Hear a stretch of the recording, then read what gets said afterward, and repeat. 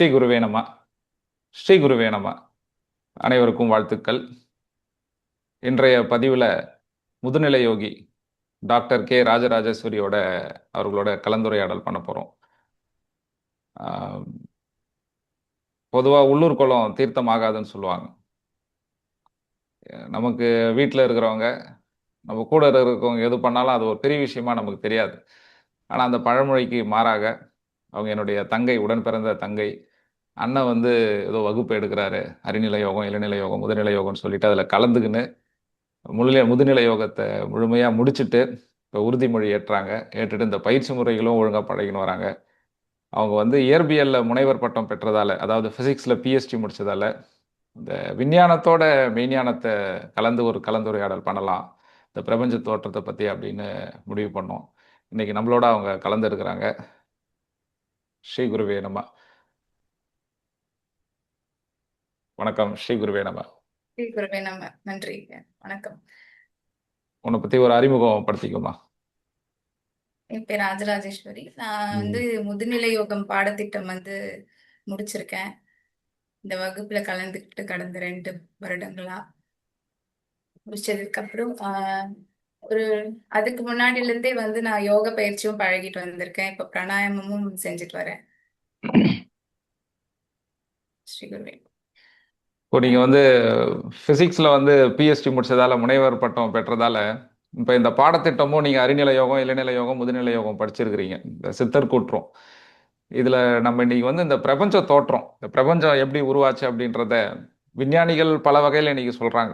நம்ம அரிஸ்டாட்டில் ஆரம்பித்து இன்னைக்கு வந்து கடைசியாக இருந்த ஸ்டீஃபன் ஹாக்கின்ஸ் வரைக்கும் இந்த பிரபஞ்சம் எப்படி தோன்றிருக்குன்னு அவங்கவுங்க பார்வையில் அவங்க சொல்கிறாங்க.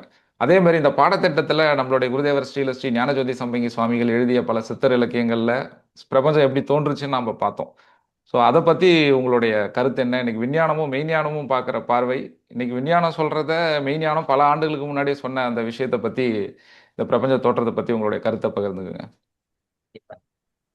பிரபஞ்ச தோற்றத்தை பத்தி விஞ்ஞானம் என்ன சொல்லுதுன்னா, விஞ்ஞானம் வந்து 1927 தான் வந்து இந்த பிக் பேங் தியரிய வந்து சஜஸ்ட் பண்ணாங்க.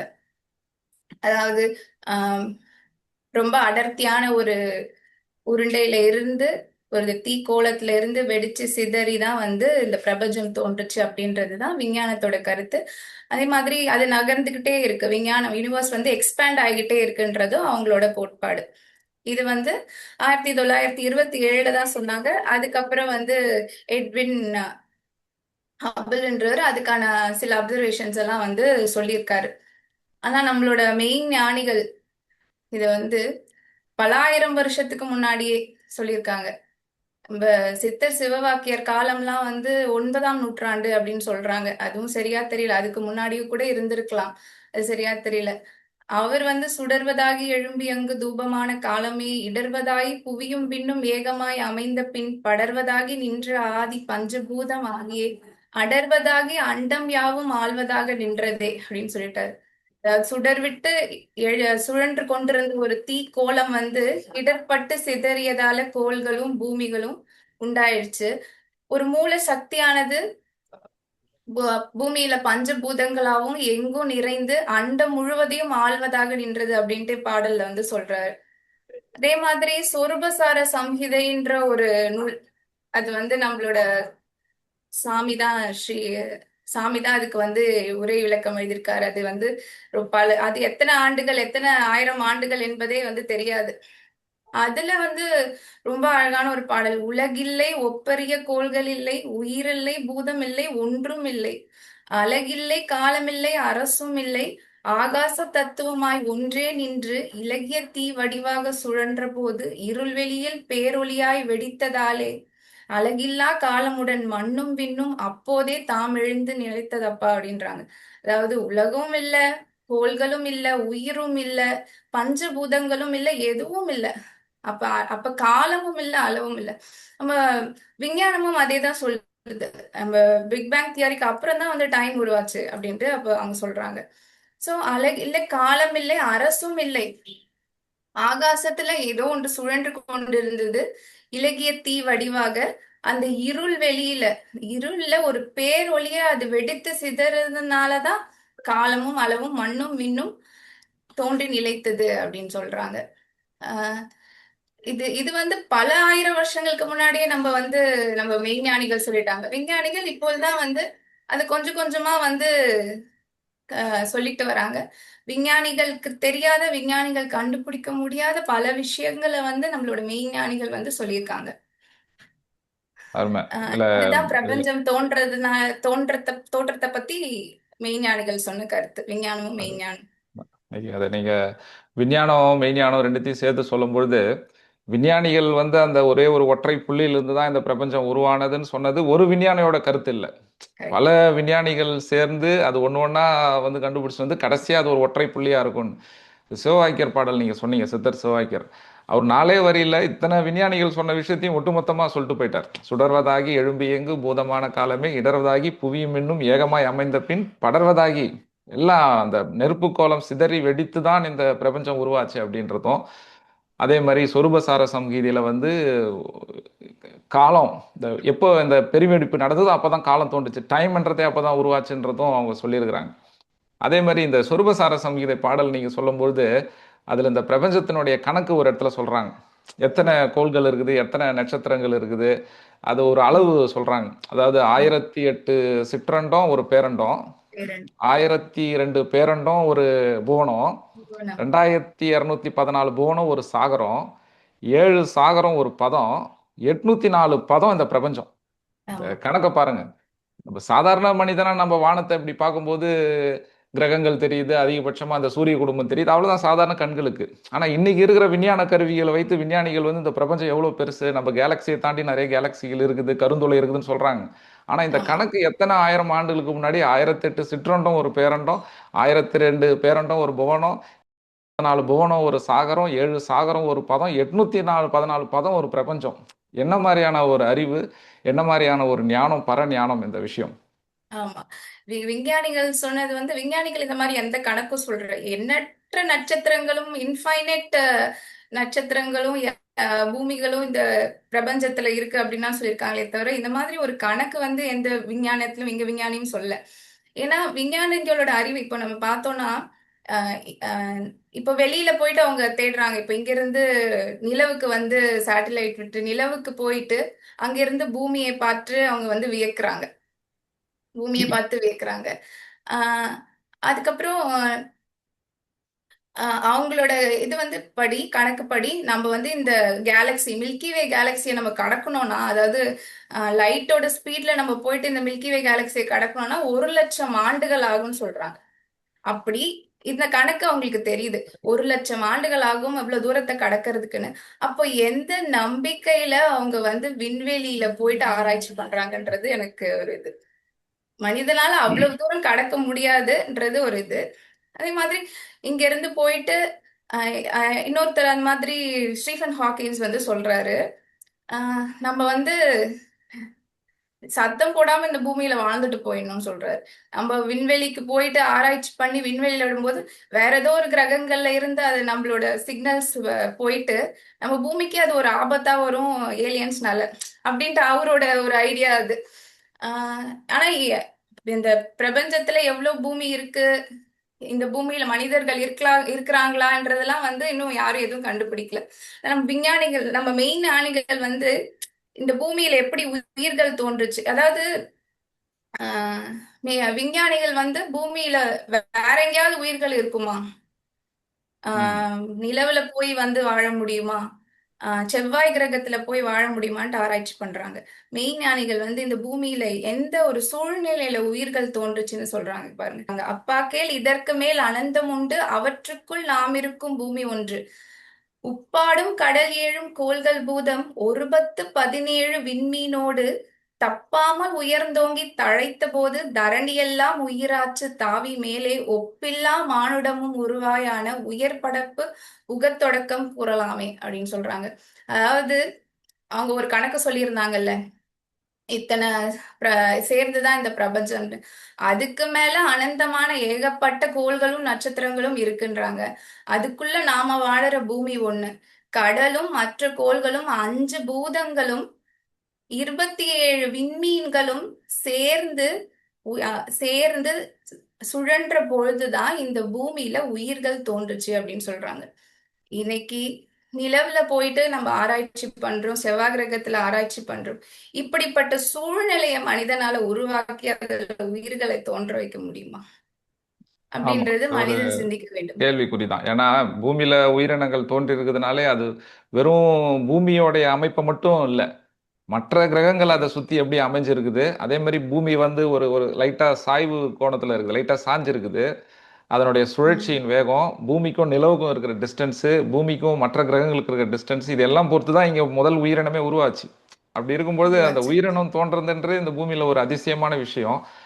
இதே மாதிரி ம். நம்மளுடைய சூரிய குடும்பத்துல எங்கேயாவது உயிரினங்கள் இருக்குதானா? இல்ல. ஆராய்ச்சி பண்ணிட்டாங்க. நம்ம சூரிய குடும்பத்துல இல்ல. ஆனா வேற ஏதாவது சூரிய இல்ல. குடும்பத்துல இருக்கலாம். ஆனா அது கண்டுபிடிக்கிறதுன்றது நீங்க சொன்ன மாதிரி அது லைட்டு, வானியலை பொறுத்த வரைக்கும் லைட் இயர்ஸ் தான். அது இங்க கிலோமீட்டர் மாதிரி நம்ம இங்க அந்த மாதிரி கிடையாது. அங்க லைட் இயர்ஸ் தான். ஒளியின் வேகத்துல போனாதான் இன்னொரு நட்சத்திரத்துக்கோ இன்னொரு கேலக்சிக்கோ நம்ம போக முடியும். அப்படின்னும் போது மனிதனால அது சாத்தியமில்லாத விஷயம். சாத்தியமில்லாத ஒரு விஷயத்தை தான் இன்னைக்கு விஞ்ஞானம் பண்ணின்னு இருக்குது. ஆனா இது வந்து வெளிப்புலன்களோட தொடர்பு பட்டு இருக்கும்போது அது சாத்தியம் இல்லை. புலன்களை எல்லாம் ஒடுங்கிய ம். நிலையில நம்ம ஞானிகள் போய் இது எல்லாத்தையுமே சொல்லிட்டாங்க. இப்ப இந்த பாடல்கள், இப்ப நீங்க சொன்ன பாடல் எல்லாமே சொரூபசார சங்கீதையில அகத்தியரோட சீடர்கள் இந்திரவானும் ஏலவனானும் எழுதிய பாடல்கள், காலத்தால் மறைந்த ஒரு நூல். இந்த நூல் காலத்தால் மறைஞ்சிடுச்சு. இப்ப எங்கேயுமே இல்லை, இந்த நூல் ஆ. கிடையாது. ஆனா குருதேவர் இது எப்படி கொண்டு வந்தார்? தன்னுடைய தவ சக்தியால, தான் வந்து யோக நெறிகள்ல வளர்ந்து வரும்பொழுது பிராணாயாமத்துல தியானம் பண்ணும்போது புலன்களை எல்லாம் கடந்து இந்த அகப்பிரபஞ்சம் புறப்பிரபஞ்சத்தோட தொடர்பு கொண்டு இருக்கும்போது எல்லா டேட்டாவும் கொண்டு வந்து ஒரு நூல் எழுதிட்டார். அப்ப இது சாத்தியம் அப்படின்னா, இப்ப சிவவாக்கியர் சொன்னது எல்லாமே சாத்தியம்தான். ஒரு நெருப்பு கோலம் வெடிச்சு சிதறியதை நான் தான் பார்த்தேன்றார். கண்டமுற்ற மேல்மனையில் காட்சி தன்னை காணலாம்ன்றார். எப்படி அந்த உலகம் correct. தோன்றுச்சுன்றதை நான் பார்த்தேன் அப்படின்றார். இது இது எல்லாத்தையும் அவங்க சொல்லிட்டு இவ்வளவு பிரபஞ்சம் தோன்றுச்சு, கோள்கள் தோன்றுச்சு, எல்லாமே சொல்லிட்டாங்க. பூமியில உயிர்கள் தோன்றுச்சு எல்லாமே சொல்லிட்டு கடைசியா இதற்கு மேலும் ஒப்பில்லாத மனிதன் தோன்றினான்னு சொல்றாங்க. இந்த பிரபஞ்சம் தோன்றியது அவங்களுக்கு அதிசயமா படல, பூமி தோன்றியது அவங்களுக்கு அதிசயமா படல. ஆனா அதற்கு மேல மனிதன், ஒப்பில்லா மனிதன் தோன்றினான்றதா அதிசயமா. இன்னைக்கு மனிதன் விண்வெளியில ஆராய்ச்சி பண்ணி வானத்தை வந்து இங்க இருந்து அண்ணாந்து பார்த்து ஆச்சரியப்பட்டுட்டு இருக்கான். ஆனா இந்த பிரபஞ்சத்திலேயே வந்து ஆச்சரியப்படக்கூடிய ஒரே விஷயம் இந்த மனித மனிதன். பிறவிதான் அப்படின்றது நம்மளோட மெய்ஞானிகள் வந்து ஒவ்வொரு பாட்டிலையும், நம்ம அவ்வை சொல்லியிருக்காங்க, அரிது அரிது மானுடராய் பிறப்பது அரிது அப்படின்னு. தாயுமானவர் எண்ணறிய பிறவிதனில் மானுட பிறவிதான் யாதிலும் அரிது அப்படின்றாரு. அப்புறம் இவங்க நம்மளோட இங்க சொர்பசார சம்ஹிதையிலும் 84 100 1000 சீவ வர்க்கம் கண்பட்ட இவற்றின் நல்ல கருத்துள்ள உயிராய் வாழும் பண்பட்ட ஒருவன் கண்டி பகுத்தறிவுள்ள சீவன் அன்பற்ற நரனே என்று நாளிலம் கூறுதப்பா அப்படின்றாங்க. அது 84,000 கோடி ஜீவராசிகள் வாழ்ற இந்த பூமியில மனிதத்தறி உள்ளவனாகவும் வாழறான் அப்படின்னு சொல்றாங்க. ஏன் மனித இந்த பிற மனித பிறவி அவ்வளோ மகத்தானது அப்படின்றது நீங்க தான் சொல்லணும் அது. மனித பிறவி ஏன் மகத்தானதுன்னு தான் நம்ம இந்த பாடத்திட்டத்துல பார்த்தோமே.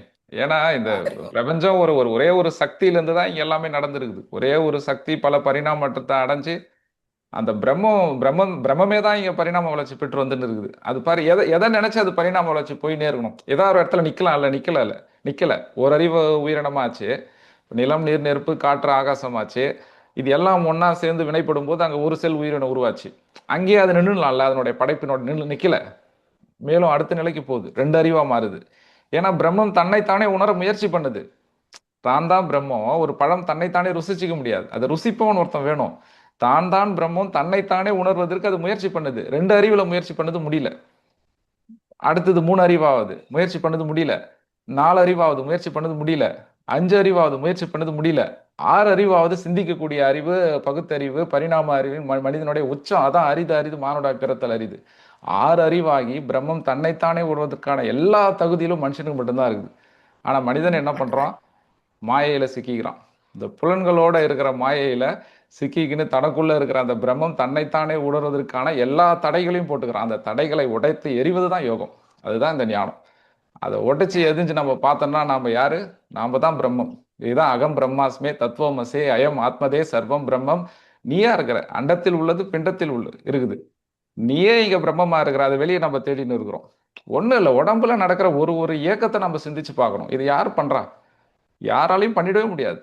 மனுஷனால ஒண்ணும் பண்ண முடியாது. வெளியில நம்மளால ஆப்பிள் ஜூஸ் தான் போட முடியும். ஆனா அந்த ஜூஸை குடிச்சு அதே ஜூஸ் ரத்தமா, சதையா, நரம்பா, எலும்பா நமக்குள்ள எல்லாம் மாற்றம் அடையிறது மனிதனால பண்ண முடியாது. ஒரே ஒரு சொட்டு ரத்தத்தை மனிதனால உருவாக்க முடியாது. முடியாது. அது உள்ள இருக்கிற அந்த தெய்வ ஆதிக்க சக்தி, அந்த பிரம்மமே எல்லாத்தையும் பண்ணுது. அப்போ ஏன் இது எல்லாம்னா, பிரம்மம் தன்னைத்தானே உணரணும். இந்த ப்ராசஸ் வந்து நேச்சுரலா பிரம்மம் தன்னைத்தானே பரிணாம வளர்ச்சி பெற்று வந்துடுச்சு. ஆனா மனிதன் தன்னைத்தானே உணர்வதற்கு இந்த மாயைகள் எல்லாம் தடையா இருக்குது. இந்த மாயைகள் எல்லாம் உடைச்சு எந்திரிச்சு நாம பார்க்கணும்னா, அது சாதாரணமா பேச்சுவார்த்தையிலோ எழுத்தாலோ வராது. அது சில பயிற்சி முறைகளால தான் வரும். அந்த பயிற்சி முறையை தான் நம்மளுடைய குருதேவர் ஸ்ரீ ஞானஜோதி சம்மகி சுவாமிகள் கொடுத்துட்டு போகிறார். அப்போ மனிதன் பெற வேண்டியது, அடைய வேண்டியது, உணர வேண்டியது எல்லாமே இது ஒண்ணுதான். இந்த ஒரு அறிவை அவன் அடைஞ்சிட்டானா, தான் தான் பிரம்மன் உணர்ந்துட்டானா, இங்க எல்லாமே நிம்மதியாயிடுது அவனுக்கு. அவங்க இப்படி அறிய முடியாதவங்கள, அந்த அந்த அந்த வழியில போக முடியாதவங்கள வந்து தாயுமானவர் என்ன சொல்றாருன்னா, அதாவது ஆறறிவு பெற்றாலே யோக அறிவையும் ஞானத்தையும் தேடி செல்ல வேண்டும். அப்படி தேடி சென்று வாழாத ஒரு வாழ்க்கை ஐந்தறிவு கொண்ட விலங்குக்கு ஈடாகும் அப்படின்ட்டு சொல்லிடுறாரு. சில இன்னும் இன்னும் சித்தர் சிவவாக்கியர் எல்லாருமே வந்து ரொம்ப கடுமையா வந்து சொல்லுவாங்க. இவரு சொருபசார ஏன் சம்ஹிதை. அவங்க ஏன் அவ்வளோ கடுமையா சொல்றதுக்கு காரணம் என்னன்னா, இவ்வளோ பெரிய ஒரு பொக்கிஷத்தை வச்சுட்டு நம்ம அதை அஞ்ஞானத்துல நாம இருக்கிறோமே, ஆமா, அதை உணராம நாம இருக்கிறோமே, அந்த தாக்கம், அந்த வலி தான் அவங்களுக்கு அந்த வார்த்தைகளை வெளிப்படுத்திருக்காங்க. வார்த்தைகளாக இந்த சொர்பசார சம்ஹிதையில இந்த ஒருதலை முறைக்காலும் உனக்குள் நின்றேன் ஒருபோதும் எனக் காண முயன்றாயில்லை. குருதலை வாசலது மிதியானாகி குணம் கெட்ட சுகபோகம் தேடிக் கெட்டாய் மறுதலை முறைக்காலும் உனக்குள் நிற்பேன் மதியற்றோ மறுதினையோ ஊனனாயோ ஒருதலை நீ பிறப்பாய் அறிவாய் அந்தோ உணர்ந்திடுக இறுதி மொழி இயம்பினேனே அப்படின்னா, ஒரு தலைமுறை காலமா இந்த பிறவியில நான் உனக்குள்ளதான் இருந்தேன். ஆனா ஒரு நாளும் நீ என்னை பாக்குறதுக்கு, அந்த பரம்பொருளை பாக்குறதுக்கு நீ முயற்சி பண்ணவே இல்லை. குருதலை வாசல் அது குருவோட வாசல்ல போய் நீ நிக்கல. அத என்ன காணணும்னு ஒரு முயற்சி பண்ணல. அப்படி போயிருந்தாவது அவரு உனக்கு வழி காட்டியிருப்பாரு. ஆனா அதெல்லாம் நீ பண்ணாம குணம் கெட்ட இந்த நிலையில்லாத சுகபோகத்தை தேடி கெட்ட. மறுபடியும் நான் அடுத்த பிறவியில உனக்குள்ளதான் இருப்பேன்.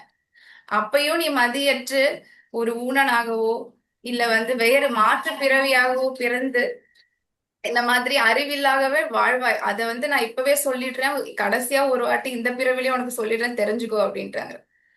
எப்படி ஒரு கடுமையா வந்து அவங்க சொல். அந்த அந்த ஊனநாயோன்னு குறிப்பிட்டது, ஆஹ் கண்ணு வெளி புலன்கள் பார்க்குது இல்ல, கண்ணு, செவ்வி, இது கண் தெரியாதவங்க, காது கேட்காதவங்களும் உண்மையான ஊனம் இல்ல. நல்ல உம் விஷயங்கள் இருந்தும் அதை பேச தெரியாதவங்க தான் உண்மையான ஊனம். அஹ் நல்ல விஷயங்கள் இருந்தும் அதை பார்க்க தெரியாதவங்க தான் உண்மையான ஊனம். நல்ல விஷயங்கள் இருந்தும் அதை கேட்க தெரியாதவங்க உண்மையான ஊனம். அதை தான் அவங்க மென்ஷன் பண்ணாங்க. உடலால் நாம் அடைகின்றது ஊனம் அல்ல. எல்லாம் ஆஹ் இருந்தும் கூட அதை செயல்முறைப்படுத்த முடியாம இருக்கிறோம், அதுதான் ஊனம். அப்பவே நம்ம கிட்ட இருக்குது, தன்னைத்தான் உணரக்கூடிய சக்தி நமக்கு இருக்குது, இருந்தும் நாம் அதை செயல்முறைப்படுத்தாம இருக்கிறோம்ல. அதை தான் அவங்க குறிப்பிடுறாங்க. உணனாயோ நீ பிறப்பாய் அன்றோ அப்படின்றது ரொம்ப அழகான ஒரு பாடல் சொருபசார சம்ஹிதையில. இப்போ அந்த இன்னைக்கு விஞ்ஞானிகள் சொன்ன விஷயமும் மெய்ஞானிகள் சொன்ன விஷயம் எல்லாமே சொன்னீங்க. எனக்கு உண்மையாலுமே இதுல வியப்பு கொடுக்குற ஒரு விஷயம் என்னன்னா, இன்னைக்கு வந்து பிசிக்ஸ் படிக்கிறவங்களுக்கு தெரியும், இங்க இருக்கிறது எல்லாமே அணுக்களின் கூட்டு தான் அப்படின்னு சொல்லுது விஞ்ஞானம். நம்ம இங்க எல்லாத்தையும் பொருளா பார்க்கறோம், ஆனா எல்லாமே அணுக்களின் கூட்டு தான். ஒரு ஒரு பொருளும் உள்ள போய் பார்த்தா என்ன, அணுக்குள்ள எலக்ட்ரான், புரோட்டான், நியூட்ரான், அதுக்குள்ளேயும் போனா அங்க இருக்கிறது எல்லாம் சக்தி தான் அப்படின்றது எயின்ஸ்டன் சொல்றாரு. எயின்ஸ்டனோட E = mc ஸ்கொயர் தேரி சொல்லுது. இன்னைக்கு விஞ்ஞானம் வந்து சொல்லுது, எல்லாமே சொல்லுது. ஆனா பல ஆயிரம் ஆண்டுகளுக்கு முன்னாடியே மகரிஷி வியாசருடைய பிரம்மசூத்திரம் ஒரே ஒரு தத்துவத்துல சொல்லிட்டு போயிட்டார். சக்தியே இங்க பொருளாகுதுன்ட்டார். அவர் ஆரம்பிக்கிறதே அப்படிதான் ஆரம்பிக்கிறார். அப்போ இது எவ்வளவு பெரிய ஒரு ஒரு ஞானம், எவ்வளவு பெரிய ஒரு விஷயத்தை இன்னைக்கு விஞ்ஞானிகள் எவ்வளவு கஷ்டப்பட்டு எவ்வளவு பல ஆண்டுகள் கண்டுபிடிச்ச விஷயத்த ஒரே வார்த்தையிலே போட்டார். சக்தியே இங்க பொருளாவது, பொருள்கள் பரிணாமத்தின் மாற்றத்தால உயிரினங்களாவது, அந்த உயிரினங்கள் பரிணாம வளர்ச்சியில மனிதனாவது சொல்லிட்டார். இப்ப இதுதான் நடந்துனுக்குது. ஆனா முடிவு என்ன, பரிணாமம் என்ன, இந்த மனிதன் மீண்டும் சக்தியாகும், அதான் ஊழியனோட முடிவுன்ட்டார். இதை மட்டும் அவர் சொல்லல, ஆரம்பத்தை மட்டும் சொல்லல. இன்னைக்கு விஞ்ஞானம் நமக்கு ஆரம்பத்தை சொல்லி இருக்குதா, ஆனா மகரிஷி வியாசர் ஆரம்பத்தையும் சொல்லி முடிவை நம்மளுக்கு சொல்லிட்டார். சக்தியிலேருந்து தான் எல்லாம் வந்தோம். இன்னைக்கு நாமளும் ஒரு சக்தி களஞ்சியம் தான். ஆனா நமக்கு சக்தி நம்ம உணர முடியுதான, முடியல. ஆனா நாம மீண்டும் சக்தி ஆவது தான் அந்த ஊழியனோட முடிவு. அப்ப நாம மீண்டும் சக்தி ஆவறதுக்கான வழி என்னன்னு தான் நம்ம இங்க எல்லாருமே தேடணும்.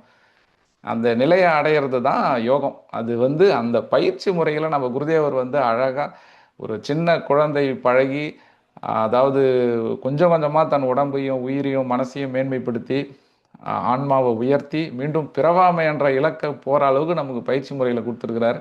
அந்த 2 வருஷ காலம் அந்த பாடத்திட்டம், அதை பற்றி நீங்கள் கொஞ்சம் ஒரு வார்த்தை பேசிட்டீங்கன்னா, அறிநிலை யோகம், இளநிலை யோகம், முதுநிலை யோகம், இது 2 வருஷம் முடிச்சிருக்கிறீங்க. அதில் நீங்கள் தெரிஞ்சுக்கின விஷயம், புரிஞ்சுக்கின விஷயம், இந்த பயிற்சி முறைகளோட சேர்ந்து அந்த பாடத்திட்டம் பழகும்போது என்ன மாதிரியா நமக்கு தெளிவை கொடுக்குது அப்படின்னு சொல்லிட்டு நம்ம இந்த இப்ப கான்வர்சேஷனை என்னால முடிச்சுக்கலாம். இவ்வளவு பேச முடியுதுன்னா அதுக்கு காரணமே அந்த பாடத்திட்டம் தான். நான் படிச்சது, நான் ஸ்கூல்ல படிச்சது, காலேஜ்ல படிச்சதோ அதெல்லாம் நான் பேசல இங்க. இவ்வளவு நான் பேச முடியும்னா அந்த 2 வருஷ பாடத்திட்டம் தான் இவ்வளவு தெளிவா நம்ம பகுத்து அறியக்கூடிய ஒரு அறிவை வந்து கொடுத்துருக்கு. விஞ்ஞானம் என்ன சொல்லுது, மெய்ஞானம் என்ன சொல்லுது, நாம எப்படி இந்த வாழ்க்கைய வாழணும் அப்படின்ற ஒரு வழியை வகுத்து கொடுத்தது இந்த பாடத்திட்டம். எதற்காக பிறந்தோம், எப்படி வாழ வேண்டும், எங்க போய் செல்லணும், என்ன எந்த பாதையில செல்லணும், பாதையில வந்து என்னென்னலாம் கஷ்டம் வந்தா அதை எப்படி தாண்டி நடந்து போகணும் அப்படின்ற இந்த பாதையோட ஒளி தான் இந்த, எனக்கு ஒளியா இருக்கிறது இந்த பாடத்திட்டம் தான். அருமை. நம்ம எப்பயுமே லேப்ல வந்து பிராக்டிக்கல் பண்ணும்போது தியரி முடிச்சுட்டு அப்புறம் தான் வந்து பிராக்டிக்கல் பண்ணும். அதே மாதிரி சாமி வந்து அவ்வளோ பெஸ்டா வந்து நமக்கு வந்து இந்த கோர்ஸ் வந்து அமைச்சு கொடுத்துருக்காரு. தியரி, பிராக்டிக்கல், நமக்கு என்ன ஒரு சந்தேகம் வந்தாலும் அதற்கான விடையா வந்து இந்த புத்தகங்கள் இருக்கும். வாழ்க்கையில என்ன ஒரு சந்தேகம் வந்தாலும் இப்ப இந்த புத்தகங்கள்லாம் இருக்கா நம்மளுக்கு தெரியாது. இது நான் எங்க போய் தேடி படிக்கணும்ன்றது எனக்கு தெரியாது. அது இந்த 2 வருஷ பாடத்திட்டம் தான் வந்து எனக்கு அது கத்து கொடுத்துச்சு. எனக்கு ஏதாவது சந்தேகம் வந்தா அதை எங்க போய் தேடி படிக்கணும். அதே மாதிரி யோக பயிற்சியும் தியரி மட்டும் போதாது. பிராக்டிக்கல் பண்ணாதான் நமக்கு வந்து அதுக்கான ரிசல்ட் என்னன்றது நமக்கு தெரியும். மாதிரி நான் தளராம வந்து யோக பயிற்சி பண்றதுக்கு ஒரு உந்து சக்தி இந்த பாடத்திட்டம். அருமை, ஸ்ரீ. அருமை. நிறைய அந்த பயிற்சி முறைகளோட கூடிய பாடத்திட்டம். வெறும் பயிற்சி முறைகளை மட்டும் பழகினாலும் நம்ம முழுமை பெற முடியாது. ஏன்னா அதில் என்ன விஷயம் இருக்குது நமக்கு தெரியணும். அறிவை அடைந்த பிறகு கைவருகின்ற ஆற்றல் எப்படி வரும் அப்படின்னா, என்ன விஷயம், என்ன படிக்கிறோம், இந்த உடம்புனா என்ன, உயிர்னா என்ன, மனம்னா என்ன, ஆன்மானா என்ன, இந்த உடம்புக்கும் பிரபஞ்சத்துக்கும் என்ன சம்பந்தம், இங்கே நடக்கிற இயக்கத்துக்கெல்லாம் என்ன சம்பந்தம், என் வாழ்க்கையில் நடக்கிற சுகதுக்கத்துக்கு என்ன சம்பந்தம், இந்த தெளிவு கிடைச்சாதான் நம்ம நிம்மதியான ஒரு வாழ்க்கையை வாழ முடியும். அப்போ இந்த பயிற்சி முறைகளோட இந்த பாடத்திட்டம் சேரும்போது மனிதனுடைய வாழ்க்கை முழுமை பெற்றுடுது. எப்படி முழுமை பெறுதுன்னா, இங்கே இருக்கிற வாழ்க்கையை அவன் சந்தோஷமா நிம்மதியாக வாழ்ந்துடலாம். மரணத்துக்கு அப்புறம் இருக்கிற வாழ்க்கையை பற்றி நம்ம பாடத்திட்டம் பேசுது. இந்த லைஃப் ஆஃப்டர் டெத் அது ஒரு யாரும் தனி பேசுனதே இல்லை. சப்ஜெக்ட். அது எங்கேயுமே யாருமே பேசுனதே இல்லை. ஏன்னா அதை வந்து வெளிப்படையா அதை அனுபவிச்சவங்க வந்து இது வரைக்கும் சொன்னதில்லை. ஆனா குருதேவர் என்ன பண்ணிட்டாரு, அதை வந்து கொஸ்டின் பேப்பர் அவுட் பண்ண மாதிரி மரணத்துக்கு அப்புறம் இருக்கிற வாழ்க்கையை ஒரு பாடத்திட்டமா ஆக்கிட்டு போயிட்டார். அப்போ இங்க இருக்கிற வாழ்க்கையை நம்ம சந்தோஷமா வாழ்ந்துடுறோம். மரணத்துக்கு அப்புறம் எடுக்க போற வாழ்க்கைக்கும் அடுத்த எடுக்க போற பிறவிக்கும் நம்மள நம்ம வடிவாக்கம் பண்ணிக்கிறோம். அப்போ இது ஒரு மனிதனுக்கு எவ்வளவு பெரிய ஒரு நிறைவை கொடுக்கும், எவ்வளவு பெரிய ஒரு ஆனந்தத்தை கொடுக்கும் ஒரு பயிற்சி முறைகள்.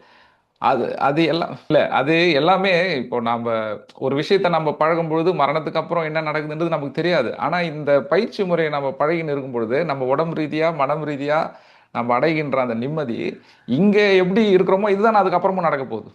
இங்கே அதுக்கான ஃபவுண்டேஷன் நம்ம போட்டுறோம்ல, அதுதான் இந்த பயிற்சி முறைகளோட இன்னொரு அற்புதம். ஆனா இந்த சப்ஜெக்ட் நம்ம இது வரைக்கும் இந்த உலகம் தோற்றம் பத்தி இதெல்லாம் விஞ்ஞானம் எல்லாம் சொல்லிட்டாங்க. இந்த சப்ஜெக்ட், இந்த ஆஹ், மரணத்துக்கு பின்ன என்ன ஆகுன்ற சப்ஜெக்ட் வந்து அது விஞ்ஞானம் இன்னும் எட்டாத ஒரு இது. விஞ்ஞானிகளால சொல்ல முடியாத விஷயம், முடியாத ஒரு விஷயம். மெய்ஞானிகளும் இன்னும் யாரும் நமக்கு அதை தெளிவா சொல்லல. இதுதான் சொல்லல. மரணத்துக்கு அப்புறம் நடக்குது, அந்த ஆன்மாவோட நிலை இதுதான். சரி, அப்படிதான் ஆன்மாவோட நிலை இதுதான் சொன்னாலும் அந்த ஆன்மா தன் அமைதியான ஒரு சூழல்ல வச்சுக்கிறதுக்கு என்ன வழின்னு யாருமே சொல்லல. அப்போ இது எல்லாத்துக்குமே யோகம் துணைன்னு இருக்குது அப்படின்னும் போது நமக்கு ஒரு பெரிய ஒரு ஆச்சரியத்தையும், எவ்வளவு ஒரு தெய்வீகமான கலையை நம்ம சித்தர்களும் ஞானிகளும் பழகிருக்கிறாங்கன்னு நமக்கு புரியுது. வாழ்த்துக்கள். கண்டிப்பா நம்ம இதை பத்தி, இந்த லைஃப் ஆஃப்டர் டெத் பத்தி நிச்சயமா நம்ம இன்னொரு பதிவு கண்டிப்பா போடலாம். இன்னும் நிறைய பதிவு போடலாம். இந்த பதிவுல பிரபஞ்சம் தோற்றம், பிரபஞ்ச தோற்றத்தை பத்தி விஞ்ஞானம் மெய்ஞானம் என்ன சொல்லுது, உயிரினங்கள் தோற்றத்தை பத்தி விஞ்ஞானம் மெய்ஞானம் என்ன சொல்லுதுன்றத பார்த்தோம். அதே மாதிரி மனித பரிணாமத்தினுடைய மகிமை என்ன, மனித பிறவினுடைய நோக்கம் என்ன, இது எவ்வளவு பெரிய உயர்ந்த பிறவின்றதையும் பார்த்தோம். இன்னும் மேலும் நிறைய பதிவுகள் உங்களோட போடணும். வாழ்த்துக்கள், வாழ்த்துக்கள். ஸ்ரீ குருவே நம. ஸ்ரீ குருவே நம. வாய்ப்புக்கு நன்றி. ஸ்ரீ குருவே. குருவே நம. பிரம்ம வித்தையான யோக நெறிகளை பழகி மனிதனிடமிருந்து அஞ்ஞானம் விலகட்டும், மெய்ஞானம் மலரட்டும், அன்பு தழைக்கட்டும், பூலோகம் சொர்க்கமாகட்டும். ஸ்ரீ குருவே நம. ஸ்ரீ குருவே நம. ஸ்ரீ குருவே.